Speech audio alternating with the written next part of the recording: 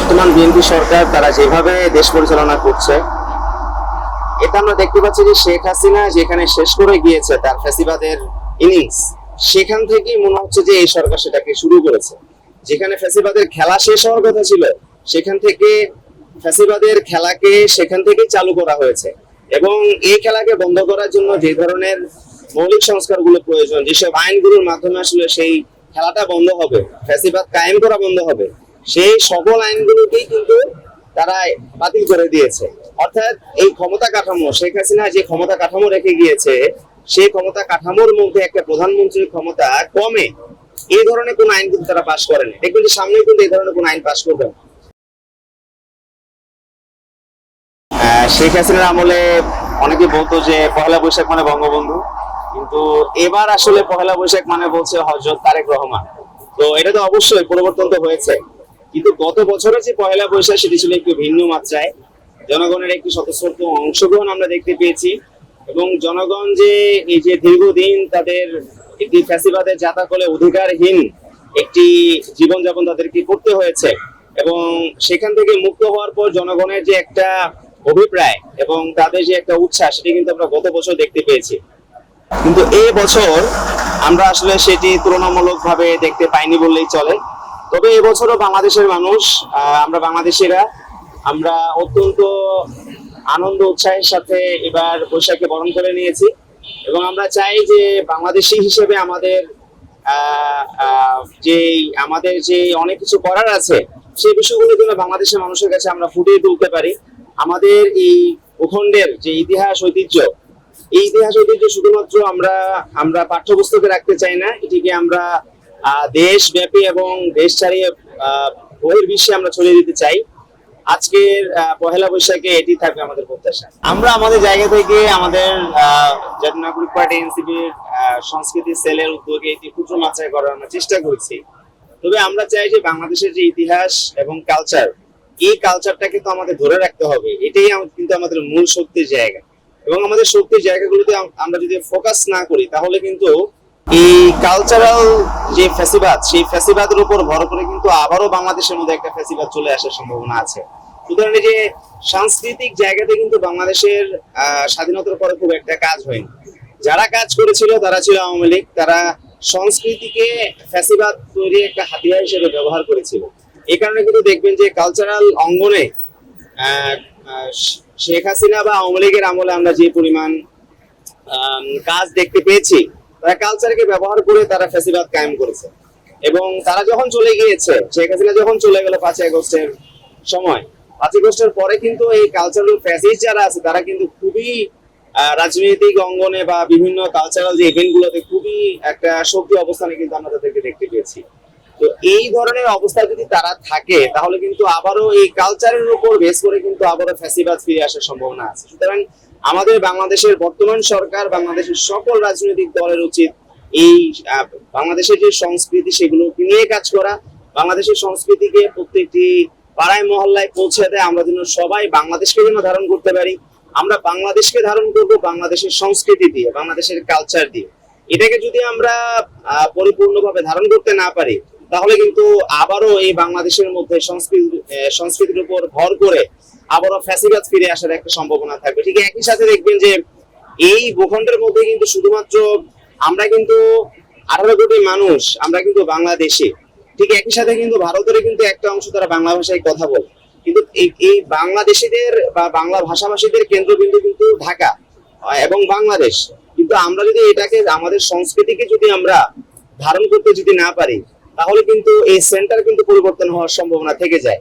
সুতরাং বাংলাদেশের দল মত নির্বিশেষে সকল মানুষকে, সকল রাজনৈতিক দলকে আমরা বলবো যে আপনারা অবশ্যই বাংলাদেশের সংস্কৃতিকে আরো অনেক বেশি উদযাপন করুন, এবং শুধু বাংলাদেশ নয়, পুরো বিশ্বব্যাপী যেন এটি আমরা ছড়িয়ে দিতে পারি, এবং বাংলাদেশের সংস্কৃতি যেন বাংলাদেশের গর্বে পরিণত হয়, সেই জন্য সবাই যেন কাজ করে, সেই আশা আমরা ব্যক্ত করছি। দেখুন, শহীদ ওসমান হাদি ভাই, তিনি কিন্তু বাংলাদেশের কালচার নিয়ে তিনি অনেক তার জায়গা থেকে তিনি সর্বোচ্চ কথা বলেছেন, এবং তিনি দেখিয়ে দিয়েছেন যে আসলে আমরা বাংলাদেশের কালচার যতটুকু জানি, বাংলাদেশের কালচারের শিকড় কিন্তু তার চেয়ে অনেক বেশি গভীর। তিনি বোঝাতে চেয়েছেন যে আসলে আমরা যদি পড়াশোনা করি, আমরা যদি আমাদের সংস্কৃতিকে যতটুকুই আমরা বর্তমানে দেখতে পাচ্ছি এটাকে নিয়ে যদি আমরা কাজ করি, তাহলে বাংলাদেশি জাতি হিসেবে কিন্তু আমরা আমরা আমাদের যে মর্যাদা পুরো বিশ্বের বুকে আরো অনেক বেশি উন্নত করা সম্ভব। তো সেই জায়গা থেকে শহীদ ওসমান হাদি ভাইয়ের যে চেষ্টা ছিল গত বছর, এটা অবশ্যই আমাদের জন্য অনুপ্রেরণা। আমরা আশা করব যে বাংলাদেশের দলমত নির্বিশেষে সকল শ্রেণী পেশার মানুষ যেন বাংলাদেশের সংস্কৃতিকে নিয়ে যেন কাজ করে। শহীদ ওসমান হাদি ভাই যে বাংলাদেশ তিনি স্বপ্ন দেখতেন, যে স্বপ্নের বাংলাদেশ, যে বাংলাদেশের মধ্যে বাংলাদেশের মানুষ তারা তাদের সংস্কৃতি সম্পর্কে জানবে, কালচারাল দিক থেকে তারা অনেক বেশি সচেতন হবে, এই ধরনের একটি বাংলাদেশ বিনির্মাণের স্বপ্ন কিন্তু তিনি দেখেছিলেন। তো তার সেই স্বপ্ন যদি বাস্তবায়ন করতে হয়, তাহলে কিন্তু আমাদের প্রত্যেকটি সাংস্কৃতিক যে দিনগুলো আছে, যে দিবসগুলো আছে, সেগুলো কিন্তু আমাদের জন্য একটি সুযোগ যে আসলে আমরা এই দিনগুলোতে যদি আমাদের জাতি হিসেবে যদি আমরা এই দিনগুলোকে আরো অনেক বেশি আমরা বৈচিত্র্যময় করতে পারি, এগুলোর যে ইতিহাস ঐতিহ্য যেগুলো রয়েছে সেগুলো যদি আমরা আরো ছড়িয়ে দিতে পারি, তাহলে আমরা আমাদের জাতি হিসেবে আসলে আরো অনেক বেশি সমৃদ্ধ হওয়ার একটা সুযোগ পেতে থাকবে। দেখুন, বর্তমান বিএনপি সরকার তারা যেভাবে দেশ পরিচালনা করছে, এটা আমরা দেখতে পাচ্ছি যে শেখ হাসিনা যেখানে শেষ করে গিয়েছে তার ফ্যাসিবাদের ইনিংস, সেখান থেকেই মনে হচ্ছে যে এই সরকার সেটাকে শুরু করেছে। যেখানে ফ্যাসিবাদের খেলা শেষ হওয়ার কথা ছিল, সেখান থেকে ফ্যাসিবাদের খেলাকে সেখান থেকেই চালু করা হয়েছে। এবং এই খেলাকে বন্ধ করার জন্য যে ধরনের মৌলিক সংস্কারগুলো প্রয়োজন, যেসব আইনগুলোর মাধ্যমে আসলে সেই খেলাটা বন্ধ হবে, ফ্যাসিবাদ কায়েম করা বন্ধ হবে, সেই সকল আইনগুলোকেই কিন্তু তারা বাতিল করে দিয়েছে। অর্থাৎ এই ক্ষমতা কাঠামো, শেখ হাসিনা যে ক্ষমতা কাঠামো রেখে গিয়েছে, সেই ক্ষমতা কাঠামোর মধ্যে একটা প্রধানমন্ত্রীর ক্ষমতা কমে এই ধরনের কোন আইন কিন্তু তারা পাশ করেনি। দেখবেন যে সামনে কিন্তু এই ধরনের কোন আইন পাশ করবে না, এই ধরনের আইনটি তারা পাশ করবে না। এবং সংসদের যে ক্ষমতা, এই সংসদের ক্ষমতার সাথে কিন্তু বিচার বিভাগের ক্ষমতা কখনোই প্রপোর্শনেট না। সংসদকে কে জবাবদিহি করবে? সংসদকে জবাবদিহিতা করার সকল ধরনের আইন কিন্তু তারা বাতিল করে দিয়েছে। তারা এখন বলছে সার্বভৌম সংসদ, মানে এটা হলো সার্বভৌম সংসদ, কথাটার অর্থ হলো সার্বভৌম ফ্যাসিবাদ। ফ্যাসিবাদ যখন সার্বভৌম হয়, তখনই কেবলমাত্র সংসদ সার্বভৌম হতে পারে। এবং সেই জায়গা থেকে কিন্তু তারা এই ন্যারেটিভ গুলো কিন্তু বাংলাদেশের মধ্যে এস্টাবলিশ করার চেষ্টা করছে। আমরা মনে করি যে এই যে বিএনপির তরফ থেকে এই ধরনের পদক্ষেপ যে আমরা দেখতে পাচ্ছি, যে তারাও আসলে ক্ষমতা লোভী আকারে পার্লামেন্টকে তারা ব্যবহার করছে, এই যে তারা ইঞ্জিনিয়ারিং করে ক্ষমতার মধ্যে গেল, আমরা কিন্তু মেনে নিয়েছিলাম যে আসলে না, তারা সংস্কার করুক। গণতন্ত্র মানে লিমিটেড পাওয়ার, সীমাবদ্ধ ক্ষমতা, কিন্তু সেই সীমাবদ্ধ ক্ষমতাকে তারা অসীম ক্ষমতায় পরিণত করতে চায়। যারা শেখ হাসিনার রেখে যাওয়া অ্যাবসলিউট পাওয়ারকে তারা লিমিটেড করতে চায় না, তারা তো আসলেই ফ্যাসিবাদ কায়েম করতে চায়। সুতরাং আমাদের জায়গা থেকে আমাদের অবশ্যই বিএনপি সরকারের প্রতি আমাদের আহ্বান থাকবে যে আপনারা সময় থাকতে আপনারা সতর্ক হন। যদি আপনারা সতর্ক না হন, তাহলে কিন্তু আপনাদেরও কিন্তু বিপদের সম্মুখীন হতে হবে। এবং আপনারা যখন বিপদগ্রস্ত যখন হবেন, তখন কিন্তু খুব ভালোভাবে বিপদগ্রস্ত হবেন। কারণ আসলে আপনাদের মধ্যকার যে লোকগুলোকে নিয়ে আপনারা মূলত ক্ষমতা কাঠামো পরিচালনা করছেন, তারা কিন্তু বিপদে কতটুকু আপনাদের ডাকে সারা দেয়, সেটা কিন্তু আপনারা গত 17 বছর আপনারা দেখেছেন। সুতরাং আপনারা যদি এইবার যদি ক্ষমতা থেকে জনগণ যদি আপনাদেরকে হটায়, এটা আপনাদের আর কোন দিন আপনারা ফিরে আসতে পারবেন সেটা নিয়ে সংখ্যা তৈরি করে। তো আমরা যেটা বলবো যে সরকারের জায়গা থেকে সরকার এই ধরনের কার্যক্রম যদি অব্যাহত রাখে, তারা যদি সংস্কারকে এইভাবে যদি বৃদ্ধাঙ্গুলি দেখায়, তারা যদি জনগণের ম্যান্ডেটকে যদি তারা এরকম ভাবে প্রত্যাখ্যান করে, তাহলে অবশ্যই আমরা আমাদের যে আন্দোলন আমরা শুরু করেছি, সেই আন্দোলন কিন্তু অবশ্যই জারি থাকবে।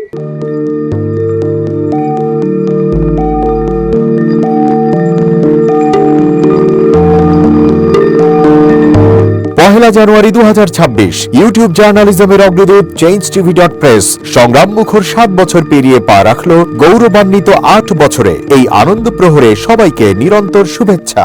আমি নিজেকে ধন্যবাদ মনে করি, আমি সৌভাগ্যবান। চেঞ্জটিভির পক্ষ থেকে আমার সাক্ষাৎকার নেওয়ার জন্য তারা আসছেন এবং চেঞ্জটিভি দীর্ঘ 8 বছর ধরে এই কাজগুলি করছে। আমি তারা অনেক ভালো কাজ করেছেন, দেশের মানুষের সুখ দুঃখের কথা প্রত্যক্ষ তুলে ধরছেন। আমার আশা থাকবে চেঞ্জটিভি সামনের দিকে উত্তরোত্তর আরো সমৃদ্ধি হবে। একটাই শুধু আমাদেরকে উপদেশ দিতে চাই তাদের কাছে, সেটা হচ্ছে সত্য কথাটা মানুষের সামনে তুলে ধরা, মানুষের ভিতরে কি চায় তাদেরটা তুলে ধরা, মানুষের প্রত্যাশা তুলে ধরা এবং মানুষের মধ্যে এই যে দেশাত্মবোধটা এবং সত্যবাদীটা এটা জাগরণ করে চেঞ্জ টিভির সামনে থেকে এগিয়ে যাবে, এবং যারা দেশের কথা চিন্তা করে এবং দলমত নির্বিশেষে যে লোকগুলো আছে তারা দেশের কথা চিন্তা করে, দেশের উন্নয়নের কথা চিন্তা করে, কোনো পক্ষপাতিত্ব করে না, তাদের বক্তব্য দেশের মানুষের তুলে ধরা, এই কাজগুলি সামনে এগিয়ে নিয়ে যাবে, এটা আমাদের প্রত্যাশা। অনেক ধন্যবাদ আপনাদেরকে, দেশবাসীকে, দেশবাসী পক্ষে সবাইকে আমি ধন্যবাদ জানাচ্ছি। changetv.press এক ফোঁটা হলুদ নেই। আমরা শুধু আপনাদের কাছে একটাই আবেদন করব, মিথ্যার পিছনে দৌড়বেন না, সত্যকে ধারণ করেন, সত্যকে জনগণের কাছে তুলে ধরেন। সেটা যতই কঠিন হোক না কেন পিছপা হবেন না, ভয়ের কোনো কারণ নাই। আল্লাহর সাথে থাকেন, আল্লাহ আপনাকে সাহায্য করবে। কোনো মানুষের কাছ থেকে কোনো সাহায্য কামনা করবেন না। ধন্যবাদ। changetv.press এক ফোঁটা